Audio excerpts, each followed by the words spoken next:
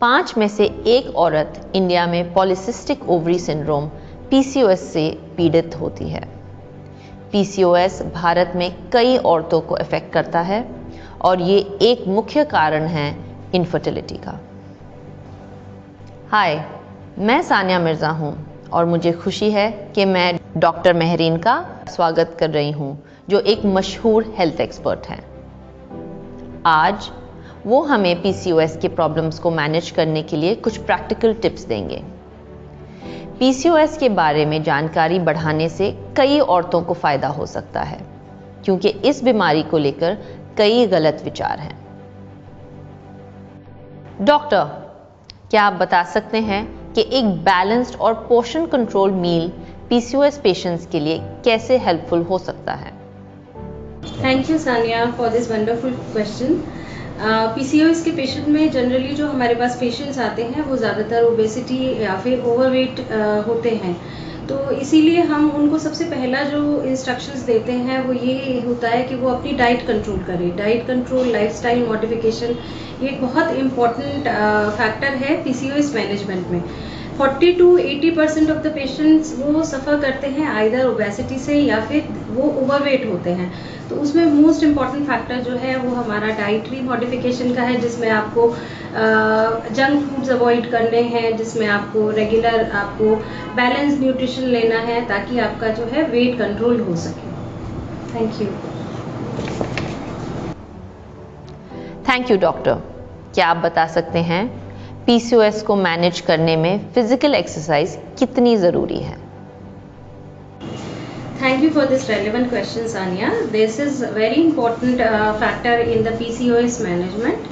Physical activity patients के lifestyle modification के ऊपर डिपेंड करता है। Physical activity at least 150 minutes per week और at least 20 to 30 minute per day can reduce the body mass index. Body mass index को reduce करती है, पेशेंट्स के बहुत सारे biological and hormonal metabolic factors को इम्प्रूव करती है, जिसमें कि हमारा इंसुलिन रेजिस्टेंस होता है, इंसुलिन लेवल को डिक्रीज करती है, ब्लड शुगर लेवल्स को डिक्रीज करती है, टेस्टोस्टेरोन लेवल को डिक्रीज करती है, और पेशेंट्स में जो हिर्सुटिज्म और एकने की कंप्लेन होती है उसको भी फिजिकल एक्टिविटी जो होती है वो आपका डिक्रीज करती है।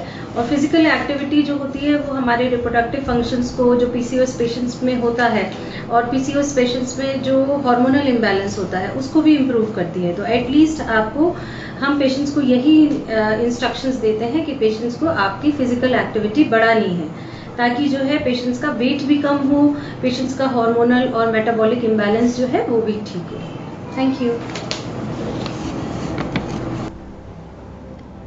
Thank you doctor. एक और सवाल, PCOS पेशेंट्स को कौन से इंपॉर्टेंट फैक्टर्स रेगुलरली चेक करने चाहिए?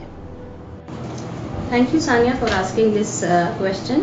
PCOS मैनेजमेंट में जो हम पेशेंट्स में मॉनिटरिंग करते हैं वो जनरली ब्लड शुगर लेवल्स हैं, ब्लड प्रेशर है पेशेंट का, और साथ में हम पेशेंट्स का जो है टेस्टोस्टेरोन लेवल्स वगैरह ये मॉनिटर करते हैं, क्योंकि PCOS पेशेंट्स जो होते हैं वो जनरली उनमें बहुत ज़्यादा चांसेस होते हैं इनफर्टिलिटी के, रिकरेंट मिसकैरेजेस के, और पेशेंट्स को जो है वो फर्दर लाइफ में जो है आगे चल के ब्लड प्रेशर की प्रॉब्लम हो सकती है, प्लस पेशेंट्स का जो है यूट्राइन कैंसर भी डेवलप हो सकते हैं ऐसे पेशेंट्स में।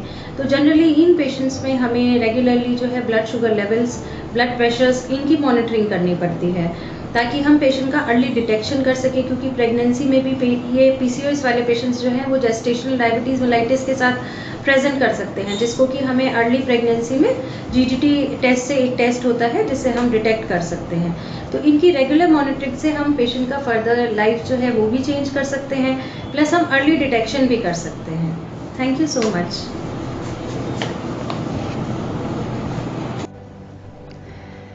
डॉक्टर, सभी औरतों के लिए ये एक सिंपल संदेश है कि मील, मूवमेंट एंड मॉनिटरिंग PCOS को मैनेज करने में बहुत ज़रूरी है।